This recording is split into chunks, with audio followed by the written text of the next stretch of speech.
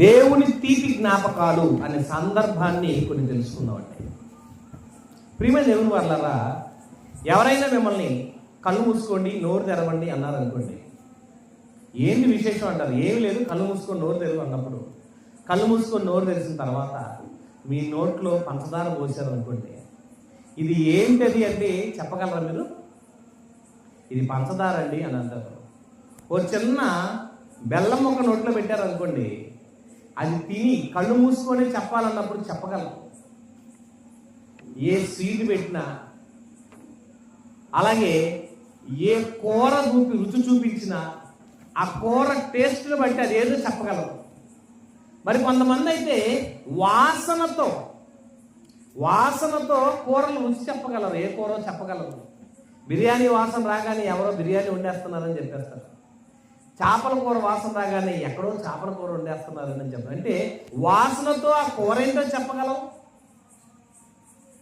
రుచి చూసి కొన్ని వస్తువులు చెప్పగలం. కొన్ని పువ్వులు వాసన చూపించినప్పుడు ఆ పువ్వు ఏంటో చెప్పగలం. వాసన బట్టి పువ్వును గుర్తుపెట్టుకున్నావు, వాసన బట్టి కూరను రుచి చూసావు, వాసన బట్టి దాని యొక్క అలవాటు ప్రకారంగా నువ్వు తెలుసుకోకుండానే, నువ్వు చూడకుండానే చెప్పగలుగుతున్నావు. కొన్ని వస్తువులు అయితే చేతులతో తాకి చెప్పగలవు. ఇది పలానా అరటిపండు, ఇది బొప్పాయి పండు, ఇదిగో ఇది దానిమ్మ పండు, ఇది యాపిల్ పండు, చేతితో పట్టుకొని కళ్ళు మూసుకొని చెప్పగలవు. ఎందుకంటే ప్రతినిత్యము నువ్వు చూస్తున్నావు, ప్రతినిత్యము దాన్ని అనుభవిస్తున్నావు, ప్రతినిత్యము దాంట్లో నీ జీవితాన్ని గడుపుతున్నావు గనక రుచులు చెప్పగలవు, వాసన చెప్పగలవు, అలాగే తాకి చెప్పగలవు. అన్ని విషయాల్లో కొన్ని ముందే నువ్వు చెప్పగలవు. ప్రతిరోజు వాటిని అనుభవిస్తున్నావు కనుక. అంటే అనుభవించే మనము ప్రతి దాన్ని ముందే ఎలాగైతే చెప్పగలుగుతున్నామో, దేవుని వాక్యం గురించి చెప్పమన్నాం అనుకోండి, మాకు గుర్తు లేదండి అంటారు. చేపల కూర రుచి చూసి ఎక్కడో పెళ్లిలోకి వెళ్తే ఎవరో ఒక మంచి భోజనం పెట్టి మంచి కూర పెడితే ఆ పెళ్లిలో ఫలానా పెళ్లిలో మీరు పెట్టిన కూర ఇప్పటికీ గుర్తుందండి అని అంటారు. అది గుర్తుంటుంది. ఇక్కడ చెప్పిన వాక్యం ఇంటికి వెళ్ళి నాకు అడిగితే గుర్తుండదు. గత వారం నెలలో ప్రతి నెలలో ఏ వాక్యం చెప్పామో అడిగితే గుర్తుండదు. ఎందుకని? గుర్తుంచుకోవాల్సిన దాన్ని మర్చిపోతున్నాం, గుర్తుంచుకోకూడని దాన్ని మనసులో పెట్టుకుంటున్నాం. మనుషులందరూ అంతేనండి. అసలు ఏది గుర్తుపెట్టుకోవాలి, ఏది మర్చిపోవాలని అంటే మర్చిపోవాల్సినవేమో గుర్తుపెట్టుకుంటున్నాము, గుర్తుంచుకోవాల్సినవేమో మర్చిపోతున్నాము. చూసారండి ఎంత తేడా ఉందో. కనుక ప్రియమైన దేవుని వాళ్ళరా, దేవుని వాక్యమును గురించి దేవుడు ప్రతిరోజు జ్ఞాపకం చేసుకోమంటున్నాడు. అంతే. జ్ఞాపకం చేసుకోవాలా? అంత అవసరమా? ఏమండి, శరీరాన్ని బ్రతికించడం కోసం ఆహార పదార్థాలు తింటున్నాం, వాటిని ఈ దేహం కోసం ఎన్ని పెడతామండి? ఉదయం మొదలుకొని రాత్రి పండుకునేంత వరకు ఎన్ని ఆహార పదార్థాలు తింటున్నాం? మార్కెట్లో ఉన్న కూరగాయలన్నీ మన కోసమే కదండి. సూపర్ మార్కెట్లో ఉన్నటువంటి షాపుల్లో ఉన్నటువంటి ఆ తయారు చేసినటువంటి వస్తువులన్నీ మన కోసమే కదా. స్వీట్ షాపులో ఉన్న స్వీట్లన్నీ మనకే. కనిపించే ఈ ప్రకృతిలో ఉన్న ప్రతి ఆహార పదార్థము మన కోసమే. ఫ్రూట్స్ షాప్లో ఉన్నటువంటి ఫ్రూట్స్ అన్నీ మనకే. వీటన్నిటిని తినేటప్పుడు, వీటన్నిటిని అనుభవించేటప్పుడు జ్ఞాపకం ఉంచుకొని మరీ మనం తింటున్నాము, అనుభవిస్తున్నాము. మరి దేవుని వాక్యం దగ్గరకు వచ్చేవాడికి మర్చిపోతాం. ఏ రోజు ఏ వాక్యం చెప్పారో గుర్తుండదు, ఎప్పుడు ఏం చెప్పామో మర్చిపోతాం. అలా మర్చిపోతాము కనుకే దేవుడు ఏమన్నాడంటే, ఆయన కూడా మర్చిపోకుండా, దేవుడు అంతటి వాడే మర్చిపోకుండా మనిషి విషయంలో తీపి జ్ఞాపకాలను గుర్తుపెట్టుకున్నాడండి. ఏమండి, మనం మర్చిపోతామని దేవుడు మర్చిపోకూడదని ఎన్నో సంగతులు దేవుని వాక్యంలో రాయించాడు. ఏమండి, దేవుడు ముందుగా అబ్రహాముకు ఒక మాట చెప్పి వెళ్ళిపోయినట్టయితే అబ్రహాము ఇసాకు చెప్పేవాడు, ఇసాకు యాకోబుకు చెప్పేవాడు, యాకోబు తన సంతతికి చెప్పేవాడు. అలా అలా అలా అలా అలా మన దగ్గరకు వచ్చేవాడికి ఉండేదో లేదో. అందుకని దేవుడు ఏం చేశాడు తెలుసా? మీరు ఒకసారి చెబితే మర్చిపోతారు, వింటే మర్చిపోతారు కనుక మర్చిపోకూడదని గ్రంథాన్ని రాయించాడు. ఆ గ్రంథమే బైబిల్ అండి. బైబిల్ని రాయించడం వెనక దేవుని ఉద్దేశం ఏంటంటే, చెప్పబడింది కొంతసేపే ఉంటుంది, తర్వాత మనం మర్చిపోతాం, మన మనసులో ఉండదు. మన జ్ఞాపకాల్లో ఉండదని దేవుడే జ్ఞాపకార్థంగా మన కొరకు ఉండాలని దేవుడు తన గ్రంథాన్ని, తన మాటలను మనకు వినిపించడానికి రాశాడండి. ఎంత మంచి మాటలు రాశాడు తెలుసా? ద్వితీయోపదేశకాండము 4వ అధ్యాయము 9వ వచనాన్ని ఒకసారి మీరు పరిశీలన చేసినట్లయితే, ద్వితీయోపదేశకాండము 4వ అధ్యాయము 19వ వచనం చూడండి, ఎంత మంచి మాట అంటున్నాడు. 9వ వచనం, అయితే నీవు జాగ్రత్త పడుము. దేవుడు ఏమన్నాడు చూడండి, అయితే నీవు జాగ్రత్త పడుము. నీవు కన్నులారా చూచిన వాటిని మరొక ఇండునట్లు అవి నీ జీవితకాలం అంతయు నీ హృదయములో నుండి తొలగిపోకుండా ఉండునట్లు నీ మనస్సును బహు జాగ్రత్తగా కాపాడుకొనుము. కాపాడుకోవాలంటే ఏంటి? తినే ఆహార పదార్థాలు కాదు. అప్పుడప్పుడు అంటారు, నీ పెళ్లి చూపుల్లో నేను ఎందుకు పెళ్లి చేస్తున్నానని భర్త గురించి మాట్లాడను, నువ్వు మంచి సీట్లు తయారు చేస్తావంట, నువ్వు తయారు చేసిన సీట్ తిన్నాక నువ్వు నచ్చావు నాకు అని అంటారు. పెళ్లి చూపులకి వెళ్ళినాక పెళ్లి కూతురు పెట్టిన ఆ అమ్మాయి తయారు చేసిన సీట్ అంటే అది నచ్చి పెళ్లి చేసుకున్నాడు అంటారు. అంటే అంత గుర్తుగా ఉందా? అంత రుచిగా ఉందనా? రుచిగా ఉన్న పదార్థాల మీద గుర్తు పెట్టుకుంటావా? దేవుని వాక్యం అయితే దేవుడు ఏమన్నారు తెలుసండి, లోకములో ఉన్న ఆహార పదార్థాల మీద మనసు కాదు, వీటి మీద మీరు మనసు పెట్టి జీవించడం కాదు, అసలు గుర్తు పెట్టుకోవాల్సింది, ఎప్పటికీ నీ మనసులో ఉంచుకోవాల్సింది ఏమంటున్నాడు తెలుసండి? మరో చదవండి, 4వ అధ్యాయం 9వ వచనంలో, అయితే నీవు జాగ్రత్త పడుము, నీవు కన్నులారా చూసిన వాటిని మరొక ఇండునట్లు అవి నీ జీవితకాలం అంతా, ఎప్పటి కాలం అంటే జీవితకాలం అంతా నీ హృదయములో ఉండునట్లు నీ మనస్సును బహు జాగ్రత్తగా కాపాడుకో. దేవుడు చెప్పే మాటలు నీ హృదయంలో ఎప్పటిదాకా ఉండాలంటే జీవితకాలం అంతా. అంత అవసరమా? పెళ్లిలో ప్రమాణం చేసిన ప్రమాణాలే తర్వాత మర్చిపోతారు. ప్రమాణాలే మర్చిపోయి నువ్వెంత అని ఎదురు తిరిగి మాట్లాడుకుంటున్న రోజులు ఇవి. భూమి మీద మన బ్రతుకు కాలం అంతా ఎలా ఉంటుందో ఎంత కనపడి అలా వెళ్ళిపోయేవాళ్ళం. దేవుని మాటలు ఎంత జాగ్రత్త చేసుకోవాలంటే అంటే అంత జాగ్రత్తగా వినాలి. వింటున్న నీవు మనసు పెట్టి జాగ్రత్తగా వినాలి. ఇక్కడికి వస్తాం, కూర్చుంటాం, కానీ చల్లగా లేదు, ఉమ్మరం వేస్తుంది, చెమట పోస్తుంది, ఇక్కడ ఎంతసేపు కూర్చోవాలి, ఎప్పుడు వదిలిపెడతారు, ఎప్పుడు వెళ్ళిపోదాం, ఇంటి దగ్గర మళ్ళీ పిల్లలు ఎలా ఉన్నారు, అక్కడ ఉంటుంది మైండ్. ఇక్కడికి వస్తాం కానీ అక్కడ పెడతాం మైండ్. కానీ దేవుడు ఏమంటున్నాడంటే ఇక్కడ చెప్పబడే ఏ మాట అయినా నీ హృదయంలో దాచుకుంటే అంత అవసరమా? అవునండి, దాచుకోవాలండి. ఎప్పటిదా దాచుకోవాలంటే జీవితకాలం దాచుకోవాల్సినంత అవసరం. ఎందుకంటే అంత దాచుకోవాలి. దాచుకుంటే ఉండదేమోనని దేవుడు ఏం చేశాక రాసుకోమన్నాడండి. అప్పుడప్పుడు మేము అదే అంటాం, పాఠం చెప్పేటప్పుడు అమ్మారావు గారు కూడా ఏదైనా పాఠం చెప్తున్నప్పుడు మీరు అందరూ నోట్స్ రాసుకోండి ఆయన అంటారు. ఎందుకు రాసుకోవాలి? రాసుకోవడం వల్ల ఏంటి లాభం? చూడండి, దేవుడు అంటున్నాడు యోబు గ్రంథంలో 19వ అధ్యాయము 23వ వచనం చూడండి, ఎంత మంచి మాట అంటున్నాడు. యోబు గ్రంథం 19వ అధ్యాయము 23వ వచనంలో అంటున్నాడు దేవుడు, నా మాటలు రాయబడవలెనని నేనెంతో కోరుచున్నాను, అవి గ్రంథములో వ్రాయబడవలెనని నేనెంతో కోరుచున్నాను. దేవుడు ఏం కోరుకున్నాడంటే నా మాటలు రాయబడాలి, నా మాటలు రాసుకోండి. ఎవరన్నా బైబిల్ తెచ్చుకుంటారు కానీ పెన్ను నోట్స్ తెచ్చుకునే భక్తులు ఉన్నారా? బైబిల్ తెత్తమే బతకం మనకి. ఈ మధ్యకాలంలో బైబిల్ పోతే అట్లా చాలా మంది యూత్ ఏం చేస్తారు, సెల్లో ఉంది బ్రదర్, ఫోన్లో ఉందంటండి, ఫోన్లో ఉందంట బైబిల్. ఆ ఫోన్లో ఓపెన్ చేసేపాటికి ఏదో మెసేజ్ వచ్చింది, మళ్ళీ అటు పోయింది మైండ్, అటు వెళ్ళిపోతాం. బైబిల్ తెత్తమే కష్టం అయిపోయింది, కానీ నోట్స్ పెన్ను తెచ్చుకొని రాసుకునే భక్తులు ఉన్నారా? అందుకే దేవుడు అన్నాడు నా మాటలు రాయబడవలెనని నేను కోరుచున్నాను. రాయబడాలని దేవుడు ఏం చేశాడుగా 1500 సంవత్సరాల కాలంలో సుమారు 42 మంది భక్తుల చేత రాయబడిన గ్రంథం అండి ఇది. 1500 సంవత్సరాల కాలం పట్టింది ఈ బైబిల్ రాయడానికి పట్టిన సంవత్సరాల టైం. అంత కాలములో దేవుడు ఆయా కాలాలలో ఆయా భక్తుల చేత ఎందుకు దేవుడు రాయించాడు తెలుసా? ఈ రోజు కూడా మనం ఆ పదాలు తప్పుపోకుండా చదువుకోవటానికి. అంత అవసరమా? అవసరం అనే రాయించాడు. వ్రాయబడిన మాటలు నువ్వు చదవాలి. రాయబడుతున్న ప్రతి మాట బైబిల్లో రాయబడింది నీకోసమే రాశాడు దేవుడు. నువ్వు నేర్చుకోవాలి, నీ కుమారుడికి నేర్పించాలి, నీ మనవడికి నేర్పించాలి, నీ ముని మనవడికి నేర్పించాలి, నీ తరతరాలకు దేవుడు వాక్యం నేర్పించాలంటే రాయబడాలని దేవుడు కోరుకున్నాడు. రాయించిన మాటలు మీ దగ్గర తెచ్చాడు. రాసిన వాటిని మీరు భద్రంగా చదువుకొని మీ హృదయాలలో జీవితకాలం గుర్తుపెట్టుకోమన్నాడంటే ఎంత కోరుకున్నాడు దేవుడు తెలుసా? ఎందుకంటే అంత అవసరమా? వాక్యం లోపల భద్రపరచుకోవడం అంత అవసరమా?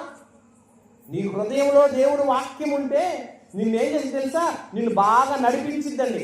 ఎక్కడ తప్పుడు అడుగు వేస్తున్నావో, తప్పుడు అడుగులోకి వెళ్తున్నావేమో జాగ్రత్త చేసింది. ఎక్కడ అమర్యాదగా మాట్లాడుతున్నావో జాగ్రత్త చేసింది. అగౌరవంగా మాట్లాడుతున్నా సరిచేసింది. వాక్యం అండి నీ హృదయంలో నాటబడితే, నీ హృదయంలో రాయబడితే నిన్ను భద్రం చేసింది.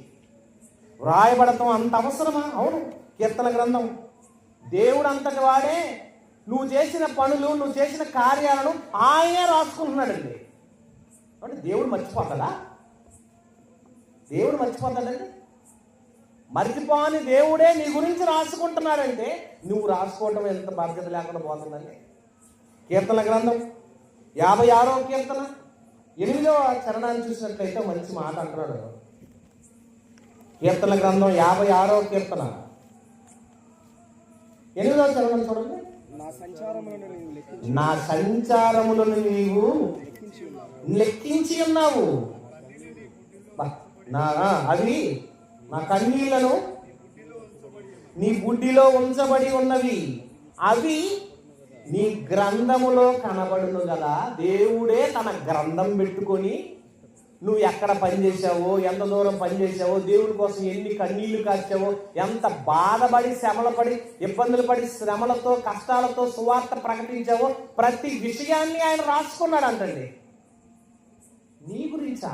అవును, నీ గురించి, నా గురించి, మనందరం ఎవరెవరైతే దేవుని కోసం ప్రయాసపడ్డామో, ఎవరైతే దేవుని కోసం ఆ ప్రయాసపడుతూ పనులు చేస్తూ జీవించారో వారందరి గురించి మీరు కార్చిన కన్నీళ్లను కూడా బుడ్డిలో పట్టుకొని ఎన్ని చుక్కలైతే దేవుని కోసం కన్నీళ్లు కార్చి పనిచేసావో అన్ని చుక్కలు ఆయన పట్టుకున్నాడు అంట.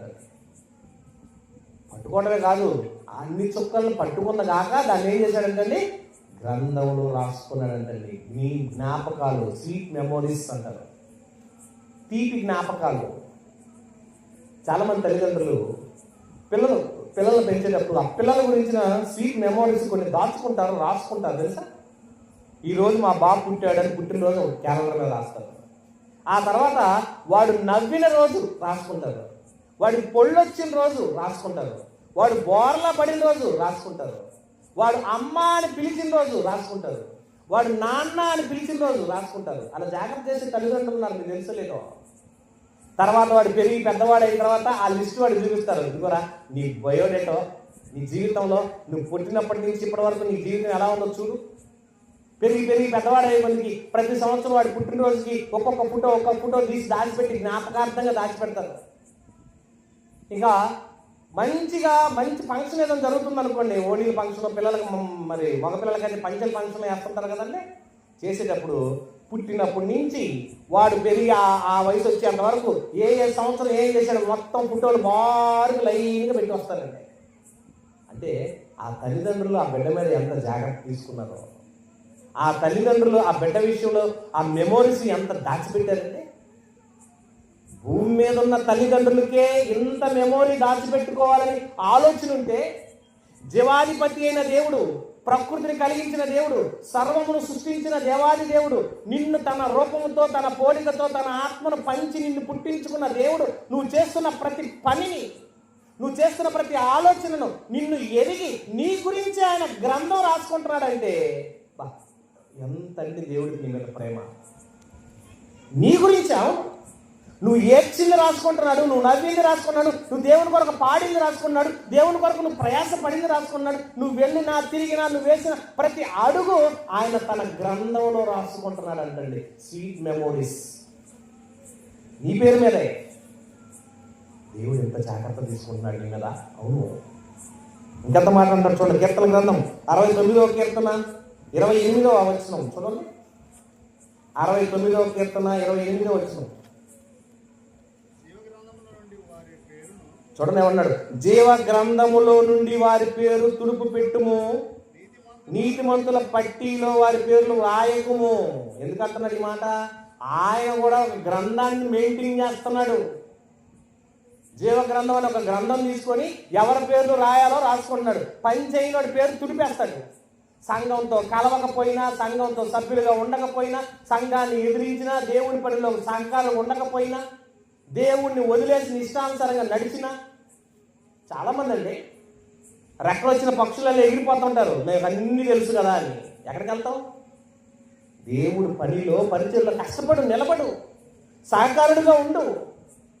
దేవుని పనిలో నిలబడి నడబడి కష్టపడి పని చేస్తుంటే నేను దేవుడు ప్రేమిస్తాడు. లేదు నాకు అంతా తెలుసని ఇష్టానుసారంగా జీవించి లోకానుసారమైన జీవితాలు మునిగిపోయి నడిచిపోయి వెళ్ళిపోతూ ఉంటారండి. అలాంటి వాళ్ళు లోకంలో కలిసిపోతుంటే వాళ్ళ పేర్లు దేవుడు ఏం చేస్తాడు తెలుసా? ఆ గ్రంథంలో ఆ పేరు తుడిపేస్తాడంటే. అంటే రాసుకుంటున్నాడు, గ్రంథాన్ని మెయింటైన్ చేస్తున్నాడు. పొరపాటున నీ జీవితం తప్పిపోతే నీ పేరు కూడా లేకుండా తుడిచేస్తున్నాడు. అంత జ్ఞానమా, అంత ఆలోచన ఉందా, అంత ప్రేమ ఉందా నీ మీద? అవునంటే ఆయన అంతగా నిన్ను ప్రేమిస్తున్నాడంటే ఎంత గొప్పవాడండి, ఎంత గొప్పగా నీ మీద ఆయన ఆలోచన చూడండి. అంతేకాదండి, నువ్వు ఎక్కడ కూర్చొని దేవుడి గురించి ఏం చేద్దాం, రేపటి సంగతి ఏంటి, మరి రేపు మీటింగ్ సంగతి ఏంటి, వాతావరణం ఇలా ఉంది కదా మనం ఏం చేద్దాం, రేపటి సంగతి ఎలా అన్నా కానీ పట్టి రాసేయి, లిస్టు రాసేయి, ఏమేమి కావాలో తెచ్చేయండి, ఏమేమి కావాలో పెట్టేయండి అని అంటున్నాం అనుకోండి. మనం ఆయన ఏం చేస్తాడు తెలుసా? మీరేం మాట్లాడుకుంటున్నారో చూద్దాం అని మన దగ్గరకు వచ్చి కూర్చొని వింటాడంటండి. దేవుడు అలా కూడా వింటాడా? చూడండి మలాకీ గ్రంథం మీరు చూసినట్లయితే, మలాకీ గ్రంథం 3వ అధ్యాయం 16వ వచనంలో ఎంత మంచి మాట్లాడుతున్నాడు చూడండి. భూమి మీద ఉన్న మనం తెలియదు కానీ, మనం ఏమనుకుంటున్నామా, ఏం చేస్తున్నామా అనుకుంటాం కానీ ఆయన అనుకుంటాడు నీ జీవితాన్ని, నీ గాథను, నీ పరిస్థితిని ఎరిగిన దేవుడు. దేవుని మీద నువ్వు ఎంత శ్రద్ధ కలిగి ఉన్నావో, దేవుడు అంటే ఎంత ఆసక్తి కలిగి ఉన్నావో, నీ ఆసక్తిని చూసి దేవుడు నీకు కావాల్సిన అవసరాలు తీరుస్తాడండి. అందుకే అంటున్నాడు చూడండి మలాకీ గ్రంథం 3వ అధ్యాయం 16వ వచనం, అప్పుడు యెహోవా యందు భయభక్తులు గలవారు ఒకరితో ఒకరు మాట్లాడుకొనుచు ఉండగా. దేవుడు ఏం చేస్తాడంటే, గత రాత్రి మేము ఇదే అనుకున్నాం, అయ్యా మరి ఏంటి పరిస్థితి, మేము చేయాల్సిన పనిలో లోపం లేకుండా చేస్తాం, నీ పని నువ్వు చేసేసుకోవటానికి మేము అనుకుంటున్నాం. ఆయన వింటున్నాడు. వింటాడా? చూడండి ఏమంటాడు, ఒకరితో ఒకరు మాట్లాడుకొనుచు ఉండగా యెహోవా చెవియొగ్గి ఆలకించెను, మరియు యెహోవా యందు భయభక్తులు కలిగి ఆయన నామమును స్మరించుచూ ఉండు వారికి జ్ఞాపకార్థంగా ఒక గ్రంథము ఆయన సముఖమందు వ్రాయబడెను. ఏమేం మాట్లాడుకున్నామో, ఏ సభ చేయాలనుకుంటున్నామో, ఎప్పుడు ఏ మాటలు చెప్పుకొని ఏ కార్యక్రమం చేద్దాం అనుకుంటున్నామో అనుకున్నవి కూడా రాసుకుంటున్నాడంటండి దేవుడు. మనం కొంతమంది డైరీ రాసుకుంటారు అలవాటు ఉన్న వాళ్ళు. రాత్రి పడుకునే ముందు కొంతమంది డైరీ రాసి పడుకోవడం అలవాటు ఉంటుందండి. ఈ ఉదయం నుంచి సాయంత్రం వరకు ఏమేం చేసాం, ఎక్కడెక్కడ వెళ్ళాం, ఏమేం జరిగిందని డైరీ రాసుకొని సీక్రెట్గా దాన్ని మెయింటైన్ చేసుకొని పడుకొని నిద్రపోతారు. నీకు డైరీ రాసే అలవాటు నీకుంటే దేవుడే ఉన్నాడు తెలుసా, తాను కూడా నీ గురించి, నా గురించి, మనమేమో మన గురించి డైరీ రాసుకుంటాం, మన గురించి మనం డైరీ రాసుకుంటాం. దేవుడు ఏం చేస్తాడు తెలుసా, నీ గురించి, నా గురించి, ఆయన కొరకు నువ్వేం చేసింది, ఏం చేయబోతుంది ఆయన రాసుకుంటాడండి. ఎంత గొప్ప దేవుడు అండి. మర్చిపోడండి ఆయన, నిన్ను వదిలిపెట్టడు, నిన్ను విడవడు, నిన్ను విడవక ఎడబాయిక ప్రేమించి ఆ దేవుడు నీ మీద ఇంత కనుదృష్టి పెట్టి ఇంత భద్రపరచబడి నీకు కావాల్సిన సకల సౌకర్యాలను నీకు ఇవ్వడానికి ఆయన ఇష్టపడి కష్టపడి అన్ని చేస్తున్నాడంటే ఎంత ప్రేమ అండి ఆయనకి నీవంటే. ఎంత గొప్ప అండి, ఎంత గొప్పగా ఆలోచిస్తున్నాడు చూడండి. అందుకే అన్నాడు ఆయన నీ గురించి తన గ్రంథంలో రాసుకునేంత గొప్పవాడు నువ్వు. అవునండి, అందుకనే భూమి మీద ఉన్న ప్రతి మనిషి దేవుని కొరకు ఏ పని చేస్తున్నా, ఎక్కడ ఏం చేస్తున్నా, నీవు ఊరకనే కాదు, నువ్వు చేస్తున్న ప్రతి పనిని, నీ మీటింగ్కి ఎంతరైతే సహకరించారో, ఎంతరైతే సహకారులు ఉన్నారో, ప్రత్యక్షంగా కానీ పరోక్షంగా కానీ ధనపూర్వకంగా కానీ వృత్తిపరంగా కానీ వర్క్ పరంగా కానీ ఏం చేశారో ప్రతిదీ ఎవరెవరు ఎంతమంది హాజరయ్యారో మనం రాసుకోం కానీ ఆయన రాసుకుంటాడు. దీనికోసం నువ్వు ఎంత ఇచ్చావు రాసుకుంటాడు. ఈ మీటింగ్లో ఎంతమంది రక్షించబడ్డారో, ఒక్క ఆత్మన రక్షించబడింది అనుకోండి, దీనికి ఎంతమంది కష్టపడ్డారో ఆ కష్టపడ్డ వాళ్ళందరి గురించి ఆయన రాసుకుంటాడు. ఎంత గొప్ప భాగ్యం ఏంటిది. చూసారా ప్రియమైన దేవుని వల్ల, భూమి మీద ఉన్న మన గురించి ఇంత గొప్పగా రాసుకునేంత చరిత్ర ఉందా మనకి అంటే నిజంగా అండి, నువ్వు తల్లి గర్భంలో ఉన్నప్పటి నుంచే దేవుడు నీ గురించి లెక్క రాసుకుంటున్నాడు తెలుసా. 139వ కీర్తన 16 వచనం ఏమన్నాడు తెలుసా? నువ్వు తల్లి కడుపులో పిండంగా ఉన్నప్పుడే, నీటి చుక్కగా ఉన్నప్పటి నుంచి, తల్లి గర్భంలో నీ ఆకారం తయారవుతూ ఉందే అప్పటి నుంచే నీ గురించి కన్ను వచ్చింది, కాలు వచ్చింది, ముక్కు వచ్చింది, చెవు వచ్చింది. నీ శరీరంలో పుట్టే అవయవాలని ఒక్కొక్కటి తయారవుతుంటే అప్పటి నుంచి తన గ్రంథం నీ కొరకు ఒక డైరీ పెట్టి నీ కోసం ప్రతిరోజు నువ్వు ఏం తింటున్నావో, ఏం త్రాగుతున్నావో, ఏం జీవించావో, ఎలా బ్రతికావో ప్రతిదీ రాసుకుంటాడండి ఆయన. అంత గొప్ప దేవుడు అండి ఆయన. చూడండి ఏమన్నాడు? నేను పిండమునై ఉండగా నీ కన్నులు నన్ను చూచెను, నియమింపబడిన దినముల్లో ఒకటైనను కాకమునిపే నా దినములన్నీ నీ గ్రంథములో రాసు. దేవుడు గ్రంథంలో నీ గురించి రాసుకున్నాడంటండి. నీ గురించి రాసుకున్నంత చరిత్ర ఉందా నీకు? భూమి మీద జనాభా లెక్కలు ఉండవు. ఆధార్ కార్డు చింపేస్తారు చచ్చిపోతే, నీ ఆధార్ కార్డు పెరిగిపోద్ది, రేషన్ కార్డులో పేరు పోయింది, ఓటర్ లిస్టులో పేరు పోయింది, నీ ఆస్తుల్లో ఉన్న పేర్లని తుడిచిపెట్టబడతాయి. కానీ దేవుని గ్రంథంలో నీ పేరు శాశ్వతంగా ఉంటుంది. ఇక్కడ దేవుని కొరకు కష్టపడితే, ఇక్కడ దేవుని కొరకు ప్రయాసపడితే, ఇక్కడ దేవుని కొరకు నువ్వేం చేస్తావో, నువ్వు దేవుని కొరకు ఏదైతే చేసావో చేసినంత జీవ గ్రంథంలో రాయబడుతుంది. ఎప్పటికీ తుడిచివేయబడిన పేరుగా ఉంటుంది అది. దేవుని కొరకు కష్టపడితే ఈ లోకంలో ఎంత సంపాదించినా, ఎన్ని ఆస్తులు సంపాదించినా, నువ్వు మరణించిన తర్వాత అన్ని ఎత్తుకెళ్ళిపోతారు. బిడ్డలు వాళ్ళకి కావాల్సిన ఆస్తులు పనిచేసుకుంటారు. ప్రభుత్వం వాళ్ళు నీ దగ్గర ఏమి లేకపోతే అన్ని స్వాధీనం చేసుకుంటారు. నీ పేరు మీద ఏదైతే ఉందో దాన్ని అంతా తీసేస్తారు. తర్వాత నీ పేరు ఉండదు. నీ పేరు నీ ఇంటి మీద రాసుకుంటావు కొంతకాలమే, ఆ తర్వాత పేరు మారిపోద్ది.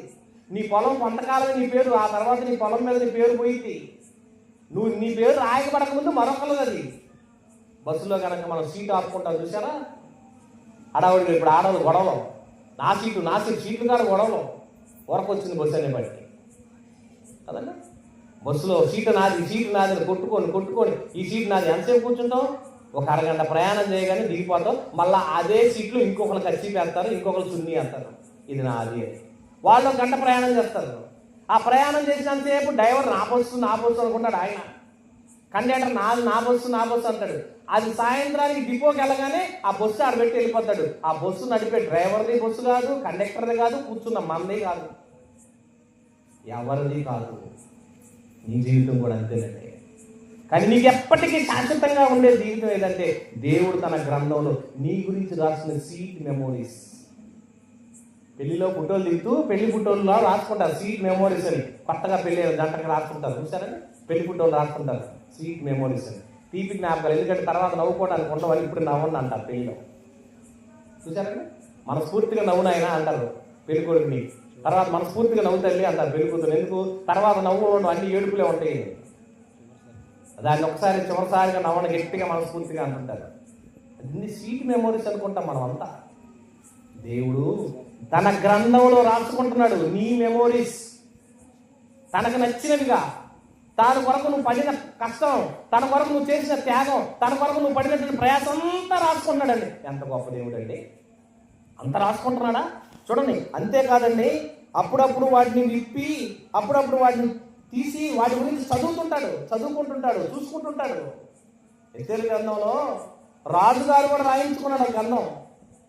ఒకానొక రాత్రి పూట నిద్ర పట్టక ఏం చేశాడంటే, ఆ గ్రంథం రాయించినటువంటి గ్రంథాన్ని తీసుకొచ్చి చదువుతుంటే మొర్దుకాయ గురించి వచ్చిందంటండి. ఈ మొర్దుకాయని రేపు పొద్దున ఉరిదీయాలన్నారు కదా, ఇతను మనకేం చేశాడు అనుకుంటాడు. అతను మనం ఏం చేయాలి కానీ నీ ప్రాణాలు కాపాడడానికి ఆయన ప్రయాసపడ్డాడు అంటే, అతని ప్రాణాలు రక్షించడానికి ఆ రోజు తీర్మానం వచ్చింది, రాయబడి ఉంది కాబట్టి. వాక్యం కూడా అందరూ నోట్స్లో రాసుకోకపోతే ఏమైంది? ఏం పర్లేదండి, ఇక్కడ ఉండిపోద్దండి శాశ్వతంగా అంటారా? అక్కడ ఉన్నదాన్ని ఎత్తుకెళ్ళేవాడు ఉంటాడు ఒకడు, తెలుసా మీకు? హృదయంలో ఉంటుంది అనుకుంటారా? హృదయంలో ఉన్నదాన్ని ఎత్తుకెళ్ళి దొంగలు ఉంటారు, తెలుసా మీకు? ఎక్కడ ఉంటారో తెలుసా? చూద్దాం ఎలాంటి మోసగాళ్ళు ఉంటారో అది కూడా చూద్దామండి. హృదయంలో రాసుకున్నాం కదా, ఉంటుంది కదా అనుకున్నారా? మత్తయి సువార్త 13వ అధ్యాయం 19వ వచనం చూడండి. మత్తయి సువార్త 13వ అధ్యాయము 19వ వచనం. ఎవడైనా రాజ్యమును కూర్చున్న వాక్యము వీయు గ్రహింపక ఉండగా దుష్టుడు వచ్చి వాని హృదయములో విత్తబడిన దానిని ఎత్తుకొని పోవును. లోపల మనం దాచుకున్న దాన్ని కూడా ఎత్తుకెళ్ళిపోయే కెపాసిటీ ఎవరికి ఉందంట? అపవాదికి ఉందంటండి.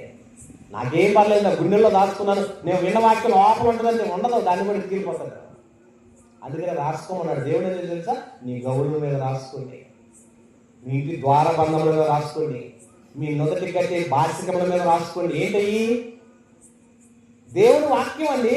ప్రతిరోజు కనిపెట్టే విధంగా రాసుకోండి. గడియారం మీద రాసుకోవాలి. ఏమని? కాలంలో సమయంలో మార్చువాడు ఆయనే. రాసుకున్నారు ఇప్పుడు మనం. అది చూడంగానే, టైం చూడగానే ఏమవుతుంది? దేవుడు కాలాన్ని మారుస్తున్నాడు, కాలాన్ని మార్చేవాడు ఆయనే. మనం రాసుకుంటే ఏమని? ఈ ఇంటికి యజమాని యేసు ప్రభు అని. ఇంటికి రాస్తావు, ఒంటికి లేదు. ఒంటికి ఆయన పెట్టు కానీ ఇంటికి రాస్తావు. ఇంటి తలుపు మీద స్పెషల్గా స్టైల్గా ఉంటుందని రాసుకుంటారు, గృహాధిపతి యేసు ప్రభు అని. ఆయన పేరు మీద ఉన్న అన్ని నీ పేరు మీదే ఉంటాయి. పైకి పేరే ఉంటుంది, ఆయనకి ఏం రాలేదు. ఆయన ఏమంటాడు తెలుసా? వాక్యాన్ని రాసుకో. నువ్వు తినే ఆహార పదార్థాలు నాయన ఇచ్చినాయే, వంటగదిలో భాగంగా కనపడాలి. ఏ వాక్యము? నేను పోషిస్తున్నవాడు ఆయనే. రాసుకో. తిరిగిలాడు కాకి పిల్లకు కాకి ఆహారం సిద్ధపరిచే దేవుడు. అక్కడ రాసుకున్నావు అనుకోండి, పక్షులు జంతువులు అన్నింటికి ఆహారం సిద్ధపరిచేది ఆయనే కదా, కనపడుతుంది. నువ్వు ధరించుకుంటున్న ప్రతి వస్తువు మీద, నువ్వు చేసుకున్న ప్రతి బండి మీద, నువ్వు వేసుకున్న ప్రతి బట్టల మీద దేవుడి వాక్యాన్ని రాసుకోవాలంటండి.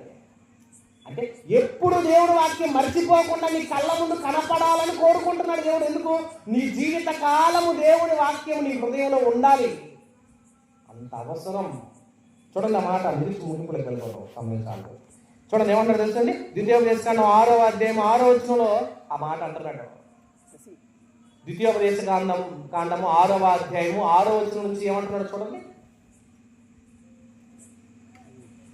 త్వరగా. నేడు నేను మీకు ఆజ్ఞాపించు ఈ మాటలను మీ హృదయములో ఉండవలెను. నీవు నీ కుమారులకు వాటిని అభ్యసింపజేసి నీ ఇంట కూర్చున్నప్పుడు, త్రోవలో నడుచున్నప్పుడు, పండుకున్నప్పుడు, లేచినప్పుడు వాటిని గురించి మాట్లాడాలి. ఎందుకు చెప్పాలి? పిల్లలకి ఎందుకు చెప్పాలని? పొద్దున్నే చెప్పాలి, పడుకునేటప్పుడు చెప్పాలి, నడిచేటప్పుడు చెప్పాలి, కూర్చునేటప్పుడు చెప్పాలి, పడుకునేటప్పుడు చెప్పాలి, లేచినప్పుడు చెప్పాలి. ఎందుకు చెప్పాలి? మనం ఏం చదువుతాం తెలుసా? అక్కడ పని ఉంది, ఆడకి వెళ్ళాలి, ఇక్కడ పని ఉంది, ఇక్కడికి వెళ్ళాలి. ఇదిగో అక్కడ మనకు కొన్ని ఆస్తులు ఉన్నాయి, ఇక్కడ కొన్ని అంతస్తులు ఉన్నాయి, ఇదిగో కొంత బిల్డింగ్ ఉంది, ఇన్ని డబ్బులు ఉన్నాయి, ఇంత అకౌంట్ ఉంది, ఇంత అప్పులు ఉన్నాయి, ఇంత రావాల్సి ఉన్నాయి. ఇవి కాదు చెప్పాల్సింది. దేవుడు ఈ సృష్టిలో ప్రతిదీ ఎలా చేశాడు? ఇదిగో కనిపించేవాడిని దేవుడు ఎలా చేశాడు? కూర్చున్నప్పుడు దేవుడు వాక్యం చెప్పు, భోజనం చేసేటప్పుడు, లేచి పడుకునేటప్పుడు వాక్యం చెప్పు. ఉదయం లేవగానే వాక్యం చెప్పాలి, పడుకునేటప్పుడు చెప్పాలి, వెళ్ళేటప్పుడు చెప్పాలి, వచ్చేటప్పుడు చెప్పాలి. ఎందుకు? మర్చిపోకూడదని. దేవుడేమో నీ గురించి నువ్వు చేసినవన్నీ ఆయన తన గ్రంథంలో రాసుకుంటున్నాడు, మర్చిపోకుండా సీట్ మెమోరీగా ఆయన గుర్తుపెట్టుకున్నాడు. మరి నువ్వేం చేస్తున్నావు? ఒక్కడ కూడా గుర్తుపెట్టుకోవట్లా. ఎప్పుడు చెప్పినా ఆ పాఠం చెప్పినామంటే మనం చెప్పం. పోనీ మళ్ళా మనం చెప్పామనుకోండి, మనం ఇది చెప్పినట్టు ఉందకండి ఈ పాఠం అంటారు. మీరు మాత్రం పాడతారు, పాడిన పాటే పాడతారు 10 సార్లు. ఒక్కొక్కరు పాట ఇచ్చామనుకోండి, ఎప్పుడు అదే పాట పాడతారండి. సంవత్సరాలు అదే పాట. ఇంక మారవా? నువ్వు మార్చుకోవా? పాటలు నేర్చుకోవా? ఒక పాటే వచ్చి మనకి ఎప్పుడు ఇచ్చినా ఇంకా అదే పాడతాం. పాస్టర్ గారు కనుక రోజు అదే వాక్యం చెప్పాడు అనుకోండి, ఏంటండి రోజు ఇదే చెప్తున్నాడు అంటారు మీరు. మేమైతే మార్చి చెప్పాలి, కానీ మీరైతే మార్చుకోరు, పాట మారరు. ఆయన గురించి మారండి. నేను మీ గురించి ఇంత గ్రంథాల్లో రాసుకున్న, మీ గురించి ఇంత జాగ్రత్తగా సీట్ మెమోరీస్గా మీ జ్ఞాపకాలన్నీ నేను రాసుకుంటున్నప్పుడు నా మాటలు మీ హృదయంలో రాయబడాలి, మీ పలకల మీద రాయబడాలి, మీ పుస్తకాల్లో రాయబడాలి. మీరు జ్ఞాపకం ఉంచుకొని ప్రతిదీ ఏం చేయాలి తెలుసా? ఖాళీగా ఉన్నప్పుడంతా నెమర వేసుకోవాలంటండి. అంత అవసరం దేవుడు వాక్యం. అంత నేర్చుకోవాలి. అలా నేర్చుకుంటేనే మీరు మెరుగు పెట్టబడిన వారుగా ఉంటారు. దేవుని వాక్యం ఎందరైతే నేర్చుకుంటారో వారు అమ్ముడు పొదిలో బాణముల వలె ఉంటారు. దైవజనులు చెప్తారు ఆ పాఠం గురించి మీకు చక్కగా. కనుక ప్రియమైన దేవుని వలన మీ వాక్యం, విన్న వాక్యం అంటే మీ లోపల నాటబడి భద్రం చేసుకోవాలంటండి. చివరి మాట యాకోబు పత్రిక 1వ అధ్యాయం 21వ వచనంలో అంటున్నాడు చూడండి. యాకోబు రాసిన పత్రిక 1వ అధ్యాయము 21, 22 వచనాలు అన్నారు చూడండి. మీ లోపల నాటబడి, ఎత్తబడిన మాటలన్నీ ఎక్కడ ఉండాలండి? మాట్లాడే ప్రతి మాట ఎక్కడ ఉండాలి? మీ హృదయంలో రాసుకోవాలి, దాచుకోవాలి, భద్రం చేసుకోవాలి. అంతేకాదు గౌరుల మీద రాసుకోండి, లేకపోతే మీ పుస్తకాల్లో రాసుకోండి. మీకు అవకాశం ఉన్న కాడ చెట్ల బెరల మీద రాసుకున్నారు అప్పట్లో. ఎందుకు? మరలా మరలా గుర్తుండదేమని దేవుడే జ్ఞాపకార్థంగా గ్రంథం రాసుకున్నాడు. మన కొరకు కూడా ఈ గ్రంథాన్ని రాసిచ్చాడు, మర్చిపోతామేమోనని. మరవక విలువక దేవుడిని వదలక నువ్వు జ్ఞాపకం ఉంచుకుంటే నువ్వు ధన్యుడు అవుతావు. దేవుని వాక్యం ఎవరికి వచ్చిన వారు దైవములు అన్నాడు బైబిల్లో. నువ్వు వాక్యం నేర్చుకునే కొద్దికి దైవంగా మారిపోతావని. అలా మారి దేవుని కొరకు బ్రతకాలని దేవుడు కోరుకొని కలగని నీకు ఆయన తీపి జ్ఞాపకాలుగా నీ గురించి రాసుకున్నాడంటే, మరి ఆయన గురించి నువ్వేం రాసుకుంటున్నావు? ఆయన గురించి నువ్వేం గుర్తుపెట్టుకుంటున్నావు? ఆయన గురించి నువ్వేం కష్టపడుతున్నావు? పుట్టింది మొదలుకొని చచ్చిపోయిన వరకు పిల్లల కొరకు, తల్లుల కొరకు, ఆస్తుల కొరకు, అంతస్తుల కొరకు, తల్లిదండ్రుల కొరకు, ముద్దుల కొరకు, కుటుంబంలో ఉన్న బంధువుల ప్రేమ ఆప్యాయతల అనురాగాల కొరకు, ఫంక్షన్లు, పార్టీలు, పేర్లు పెట్టుకొని రకరకాలుగా జీవితాన్ని అంతా గడిపేసుకొని ఎంజాయ్మెంట్గా ఉండాలని జీవితాన్ని నాశనం చేసుకొని చివరికి దేవుడు కాకుండా పోతున్నావు. ఆలోచించండి. దేవుడి కొరకు ఎంత ఖర్చు పెట్టినా నీ గురించి ఆయన రాసుకుంటాడు. నీ కొరకు ఎంత చేసినా అది లెక్కలోకి రాదు. అది ఆలోచన చేసి మంచి నిర్ణయం చేసుకొని దేవుని కొరకు నువ్వేం చేసావో ఈ రాత్రి ఆలోచన చేసి గృహ దర్శనం ఇంటికి వెళ్ళాల్సిందిగా మనస్ఫూర్తిగా మీ మనసులో పెట్టుకొని ఇలాంటి స్వీట్ మెమోరీస్ దేవుడు నీ గురించి రాసుకుంటున్నప్పుడు దేవుడి గురించిన మర్మములు, దేవుడి గురించిన జ్ఞానాన్ని నువ్వు ఎక్కడ భద్రపరుచుకున్నావో మీరే నిర్ణయించుకోండి. కలుముసుకోండి, ప్రార్థన చేసుకుందాం. మహోన్నతుడైన మా తండ్రి, మీకు వందనాలు దేవా. ఎటువంటి మాటలు అపవాదెత్తుకొని పోకుండా మీ బిడ్డల హృదయంలో ఫలమించి బలపరుచున్నట్టుగా అలాగే అనేకమైన విషయాలు మేము రాసుకోవాలని, నేర్చుకోవాలని, మీరే మా గురించి రాసుకుంటున్నారని ఈ గ్రంథంలో ఎన్నో సంగతులు మాకు తెలియజేశారు తండ్రి.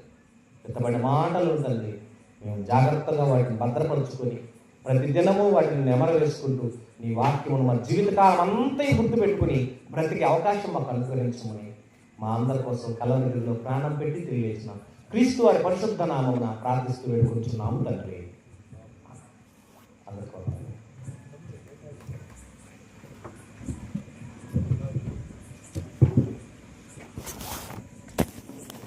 ఇక్కడ విలువైన సంగతులు లేఖనముల నుంచి